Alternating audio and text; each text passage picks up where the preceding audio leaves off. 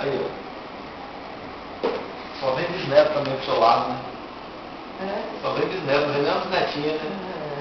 É. 17 vai ser menina.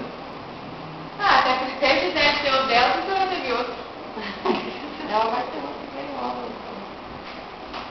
Só vem menino, será que vai vir mais um? Eu não vou demorar muito, não sei, só depois da idade. Foi difícil? Nada. Aí, ó. Vai que vamos. Tranquilo. Qual que é o golpe? Temos o golpe direitinho, né? Ele nem viu, ele tava distraído lá com o resto dos outros pessoal lá. Tava... Eu preciso ver a filmagem que o Manoel fez. Ah, é?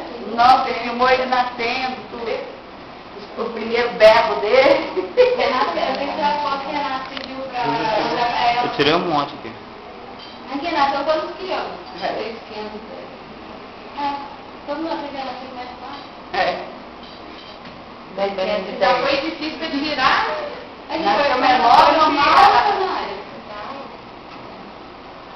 Rocha nasceu com 3,950. Quer ver, pai? E centímetros, quanto? 47. Diz sua mãe que ele nasceu baixinho hoje. 47. Você nasceu 47. 47, tudo baixinho. Eu peso dele. Esse neném. 3,510.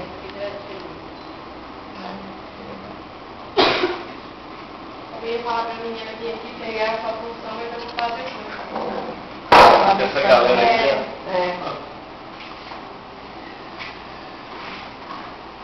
O povo deitado na cama do outro paciente.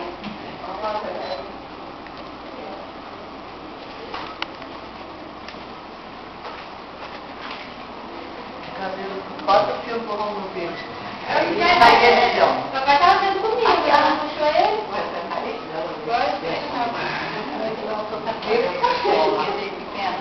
Peraí, meu, foca aí. Não pode mexer, Não pode abrir, não. Ó o bocão. Isso aí é pegadinha. Saiu direito.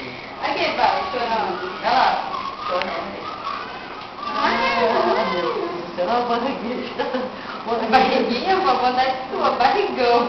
Ah, Tá com bochecha toda inchadinha. eu tô tudo inchado. Mas tá frio. Por que tá chorando? Vovó só pensa no frio.